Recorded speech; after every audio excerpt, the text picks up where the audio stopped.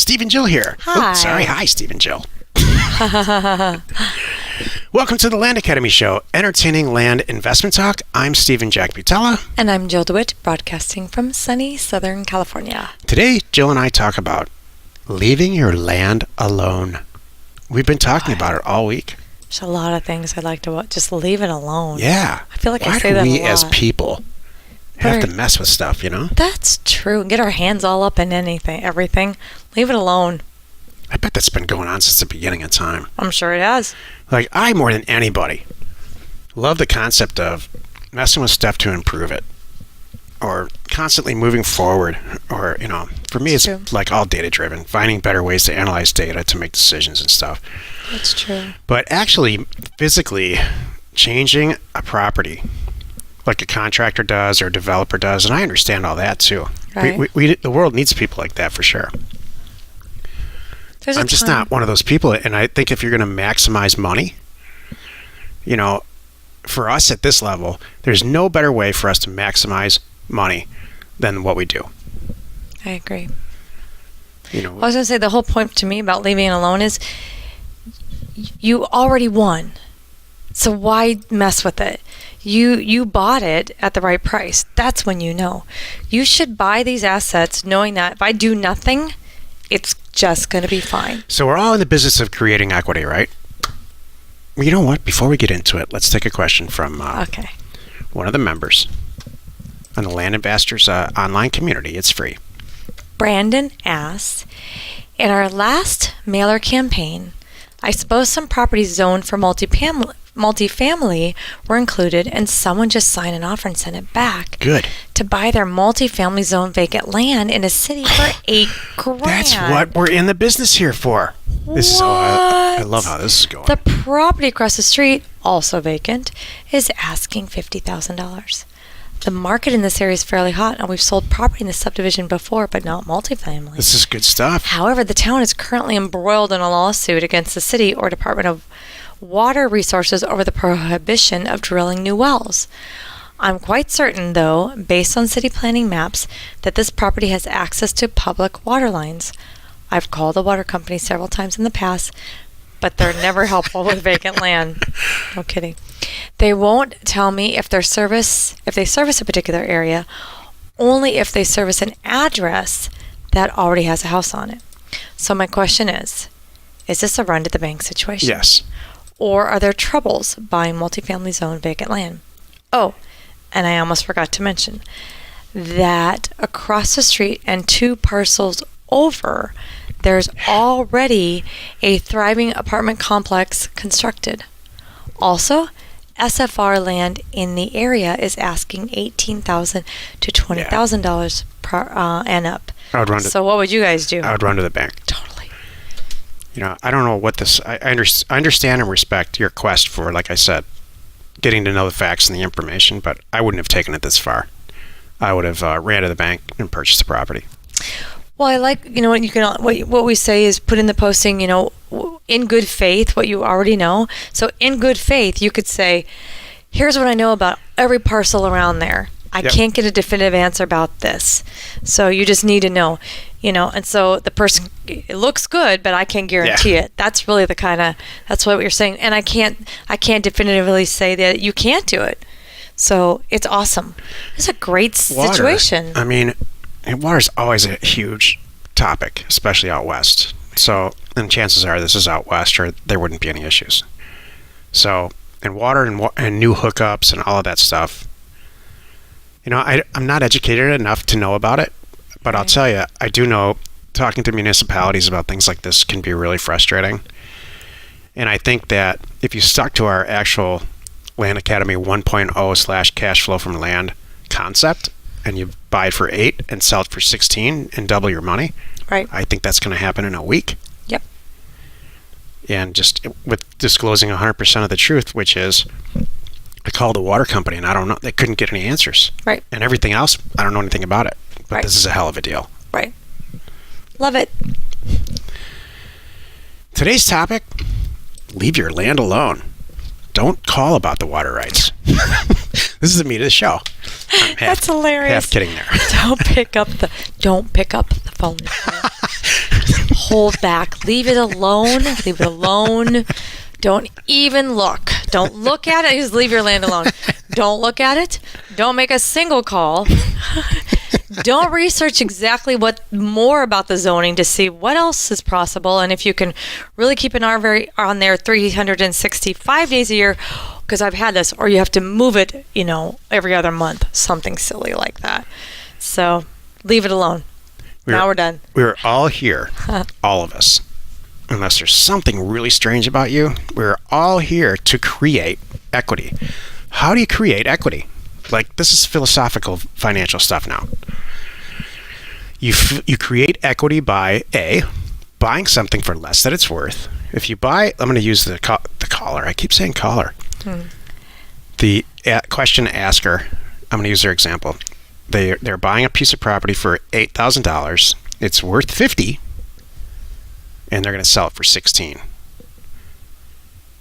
They have created $8,000 worth of equity just by signing a piece of paper, and then signing a piece of paper again on the sell side, or several pieces of paper. You know what I mean? Yes.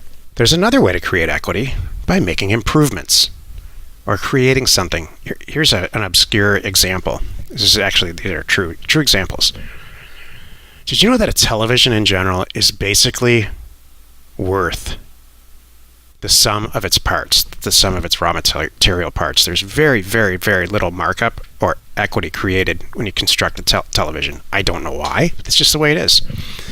When you construct a car, the kind that everybody drives, not like a high-end car, you create about, the manufacturer takes raw materials, and they create about, through the whole process, $10,000 worth of equity. You can either create equity by improving the raw material, improving the land, putting a structure on it, subdividing it, doing some stuff to it. Right. Or you can just buy it cheap. Those are the two ways. There's not any more ways than that in creating equity. Which one do you want? Which one's easier?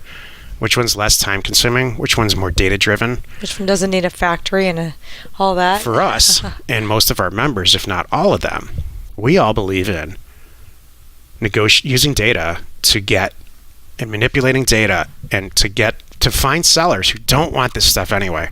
Right. We're not selling them they're not selling them, trying to make them make a decision they don't want to make, or there's no hard selling in this at all. Sell the property for this. This is what we're willing to pay. Sign here. Otherwise, we're all good. We're good. Move on. No big deal. And there's very consistent, predictable results. We've been doing this for years and years, and millions of offers we've sent. And we continue to send offers every single week. And the numbers do not fluctuate that much. So which one do you want to do? Do you want to leave your land alone? Or do you want to go through the process of creating equity the other way? Right. You have two choices. If you have a job, all you're doing is doing this for someone else right now. No matter how small your job is or how high you are, you're helping somebody else create equity. And they're paying you for it in the form of a salary. That's true. So I woke up to this a lot of years ago and said, I'm just not interested Never looked at it that way. Creating equity for someone else any longer. That's very true. I'd like to create it for myself. Well, even if you're in the service industry, whatever you do, maybe you're, I don't know, maybe even you're an accountant. You're doing the paperwork and you're good at it. You're better than everybody. You're better than me learning it myself to do my own books, for example, and I'm willing to pay for that. So that's the equity, right? And I'm talking like you work for somebody in an accounting firm. Mm-hmm. The firm is making money, having all these people do all the work, and marking it up, obviously, sure. And that's the equity. Yeah. Is that a good example? Yeah, I would argue the service company, accounting is a service company for, let's say the accounting company, their clients are manufacturers. They design airplane parts. Right. They're employed by an airplane manufacturer, part manufacturer, to create equity for the part. They're just getting paid to help that person create equity. Exactly. It's a little bit of it's a second tier relationship, but yeah, you're right. Okay. Like a restaurant. A pizza restaurant. You talked about it yesterday. Yes. What are the ingredients in a pizza? It's got to be maybe $1, right? Maybe $2, and you're selling it for $14 or $25 or whatever. You're creating equity that way. You're improving those raw ingredients to make a final product. I know this is philosophical. Right. But it's important to understand because I think a tremendous amount of time and resources, and I'm going to get green here for a second, all the problems that happen with labor and carbon footprints and landfills and inefficiency all come from the second part of creating equity. Is this boring yet? No, I'm hanging in there.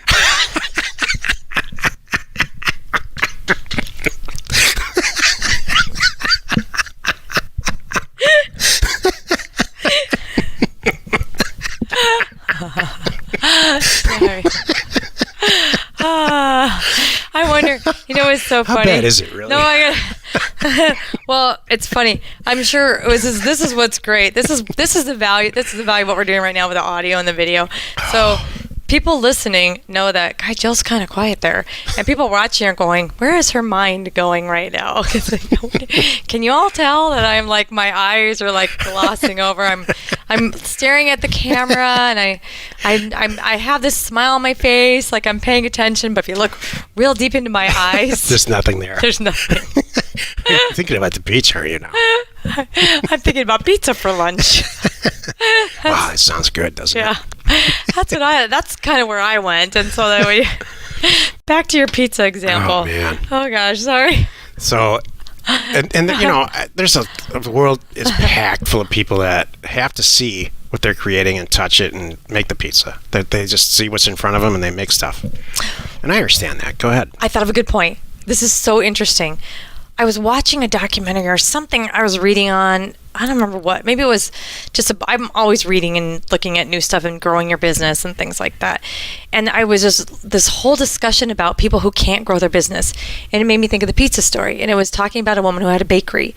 She was so excited. She opened this bakery and, but she couldn't shift from being the sole baker and touching it all and making it all go out perfect from her shop to grow her business and even imagine having 2 stores and 3 stores and 4 stores, which she could. Totally different talents. But she couldn't, she had to touch it. Yeah. She couldn't make that transition. That's a bakery, by the way, that you want to go to. Oh, yeah, you don't want awesome. to own it or any of that stuff. Well, stuff. hold on a moment, though. Here's my other thing. As 3 a years, customer. I don't know, by 3 years in, it's not going to be as good as it was on day one because the woman's burnt out now. If she's the one opening up the bakery every morning at 4 a.m., you can't do that. You will work yourself to the, whatever. So I just made me think of that. Yeah. Sorry. No, it's okay. Okay. So for my money, the other element here is time, right? So let's say, that's good. You have 2 choices with a piece of property. You can sell it, immediately resell it for less, or you can sit around and create equity by improving it for way more time and way more money. So which one do you want to do? Exactly. And what's also involved in that decision is risk. What are you going to run into? What are the unknown issues that you're going to run into by connecting to the city water? Tons. Yeah. And at this day and age, you don't just... in this country, you can't just do stuff without... You got to get approval from everybody. Right. And everybody wants to be paid. And it never goes how you think it's going to go. You know how... reselling land... If you listen to more than 20 minutes of any episode of these shows, you know how much of a curmudgeon I am and a naysayer I am about all... It's just stuff that goes on. There's constantly stuff that gets in your way of creating equity. But if you buy an asset and just immediately resell it, it almost goes... I have to say, we've done, almost 16,000 deals right now up to this point. That's us. That's not our community. And we buy, our community. I don't even want to know, but I'm just saying, I want to make sure it's clear. They do that many in a month. Exactly. So. And I have to say, I can probably count on 2 hands at the problems that we've actually had in any of those deals. Because we kept it simple. Keep it simple, stupid. Just leave it alone. Could you imagine? Leave your land alone. I have a question. Can I ask a question? Leave your land alone, yeah. How fast would we have been out of business if we decided on every piece of rural vacant land that we purchase that we would put in a road and a well and get power out there? Could you? We would be out of business on the first deal. Thank you. That's my point. I'm done. I don't know how else to follow that up. Could you imagine? That's in the simplest terms. That's it. Just leave it alone. Exactly. It's for the end user to do what they want with. That's their job. Exactly. Also, could you imagine if where we live, none of that was there? Right. You would never want to live there. Exactly. So, buying stuff and reselling it, or buying a company, that's for another topic. Buying a company that buys stuff and reselling it as the owner where you don't work there. Now, I'm actually writing a book called Acquisitions. There's no way to make money faster than buying a company and never working there, but improving the back end stuff, the data piece, the computers, not the actual whatever they do, make pizzas or make airplane parts or whatever, Right. everything in between. That's a topic for a whole different time. Creating equity. You want to find the most efficient way to create equity. I'll end it like that. Leave your land alone.